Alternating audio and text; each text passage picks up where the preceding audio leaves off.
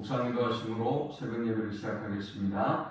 하나님 은혜와 사랑에 감사합니다. 한밤에도 주님의 품에 우리를 편히 쉬게 하시고 새날을 주셔서 예배케 하심을 감사합니다. 오늘 이 하루도 하나님 안에 거하는 하루가 되게 하시고 하나님을 기쁘시게 하는 하루가 되도록 인도하여 주옵소서. 우리가 가져온 모든 인생의 짐과 문제들은 주께서 담당해 주시고 세상이 알지 못하는 크고 은밀한 방법들로 역사하시고 일하여 주옵소서. 오늘도 주의 백성들의 오가는 모든 발걸음을 세밀하게 지키시며 동행하여 주옵소서. 예수님의 이름으로 기도합니다. 아멘. 찬송 546장 드리겠습니다. 주님 약속하신 말씀 위에서 영원토록 주를 찬송하리라. 소리 높여 주께 영광 돌리며 약속 믿고 굳게 서리라. 굳게 서리 영원하신 말씀 위에 굳게 서리. 굳게 서리 그 말씀 위에 굳게 서리라. 주님 약속하신 말씀 위에서 세상 염려 내게 엄습할 때에 용감하게 힘써 싸워 이기며 약속 믿고 굳게 서리라. 굳게 서리 영원하신 말씀 위에 굳게 서리. 굳게 서리 그 말씀 위에 굳게 서리라. 주님 약속하신 말씀 위에서 영원하신 주의 사랑이 믿고 성령으로 힘써 싸워 이기며 약속 믿고 굳게 서리라. 굳게 서리 영원하신 말씀 위에 굳게 서리. 굳게 서리 그 말씀 위에 굳게 서리라. 주님 약속하신 말씀 위에서 성령 인도하는 대로 행하며 주님 품에 항상 안식 얻으며 약속 믿고 굳게 서리라. 굳게 서리 영원하신 말씀 위에 굳게 서리. 굳게 서리 그 말씀 위에 굳게 서리라. 아멘. 오늘 이 시간에 주시는 살아계신 하나님의 말씀은 신약성경 디모데전서 6장 1절에서 10절의 말씀입니다. 무릇 멍에 안에 있는 종들은 자기 상견들을 범사에 마땅히 공경할 자로 갈지니 이는 하나님의 이름과 교훈으로 비방을 받지 않게 하려 합니다. 믿는 상전이 있는 자들은 그 상전을 형제라고 가볍게 여기지 말고 더 잘 섬기게 하라. 이는 유익을 받는 자들이 믿는 자요 사랑을 받는 자입니다. 너는 이것들을 가르치고 권하라. 누구든지 다른 교훈을 하며 바른 말 곧 우리 주 예수 그리스도의 말씀과 경건에 관한 교훈을 따르지 아니하면 그는 교만하여 아무것도 알지 못하고 변론과 언쟁을 좋아하는 자니 이로써 투기와 분쟁과 비방과 악한 생각이 나며 마음이 부패해지고 진리를 잃어버려 경건을 이익의 방도로 생각하는 자들의 다툼이 일어납니다. 그러나 자족하는 마음이 있으면 경건은 큰 이익이 됩니다. 우리가 세상에 아무것도 가지고 온 것이 없으니 또한 아무것도 가지고 가지 못하리니 우리가 먹을 것과 입을 것이 있은즉 족한 줄로 알 것입니다. 부활해 하는 자들은 시험과 올무와 여러 가지 어리석고 해로운 욕심에 떨어지나니 곧 사람으로 파멸과 멸망에 빠지게 하는 것이다. 돈을 사랑하니 일만하게 뿌리가 되나니 이것을 탐내는 자는 미혹을 받아 믿음에서 떠나 많은 근심으로써 자기를 질렀도다. 아멘. 디모데전서 6장에 들어서서 바울은 이제 이 책을 마감하면서 디모데와 그리고 지금 여러 가지 문제를 경험하고 있는 에베소 교회를 향해서 그들이 이러한 미혹과 또 사탄의 공격 속에서 굳건하게 서서 진리 위에 온전한 교회로 살아가기 위한 세 가지의 권면을 하고 있습니다. 자, 이 본문이 주는 첫 번째 영적 교훈은 모든 일을 존경하는 마음을 가지고 섬기라 라는 것입니다. 자, 그러면서 첫 번째 다루는 문제가 있습니다.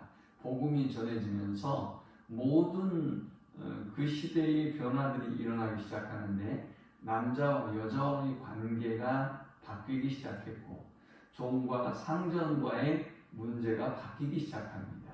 자, 그런데 이 문제는 첫 번째 문제는 종과 상전이 함께 예수를 믿게 되었을 때 어떻게 해야 하는지의 문제를 다루고 있습니다. 자, 이제 사실은 종과 주인의 문제는 하나님 앞에 동일한 인격을 가진 사람들이기 때문에 복음을 제대로 알고 깨닫게 되면 이 제도적인 시대적인 불합리함 속에서 분노하게 될 것이고 그리고 또 해방과 자유를 선언하고 요구하게 될 것입니다. 그럼 이제 복잡한 상황들이 생겨나겠죠. 그래서 바울은 종들이 그럼에도 불구하고 종들이 은혜를 받고 또 새로운 신분과 복음을 깨달았다 할지라도 당시의 제도적인 모순, 시대적인 모순을 인정하고 범사에 마땅히 상전들을 공경할 자로 여겨라 그랬어요. 왜냐? 그렇게 해야만 하나님의 이름이 비방을 받지 않는다라는 것이죠. 만약 우리가 복음을 깨달아서 다니는 곳마다 만나는 사람마다 불합리한 일들을 여러분들이 정의롭다고 진리라고 생각하고 지적질하고 다니면 어떨까요? 여러분이 다니는 곳마다 만나는 사람마다 다툼이 일어나고 분열이 일어날 거란 말이죠. 그러므로 모든 일에 지금의 조직과 불합리한 어떤 상하관계이든 무엇이든 그 속에서 범사에 공경하는 마음으로 우리가 해야 할 사명을 다해야 한다라고 말하고 있어요. 2절에 보니까 믿는 상전이 있는 자들은 그 상전을 형제라고 가볍게 여기지 말고 더 잘 섬기게 하라. 이는 유익을 받는 자들이 믿는 자요 사랑을 받는 자입니다. 너는 이것들을 가르치고 권하라 했습니다. 자, 2절의 말씀을 하고 있는 이유는 뭘까요? 이런 상황이 지금 벌어지고 있기 때문이죠. 이런 상황이 벌어지고 있기 때문에 이런 일에 이렇게 질서를 가지고 행하십시오 라는 것입니다. 어떤 문제입니까? 종들이 주인과 더불어 예수를 믿게 됐는데 같은 교회에 다니는 거예요. 그럼 같은 형제 아닙니까? 같은 형제인데 너는 상전이고 나는 종이냐 이런 태도 이런 자세가 나왔단 말이죠. 나오고 있다는 것이죠. 그래서 이 문제를 어떻게 처리해야 하는지 지금 답을 주고 있는 것입니다.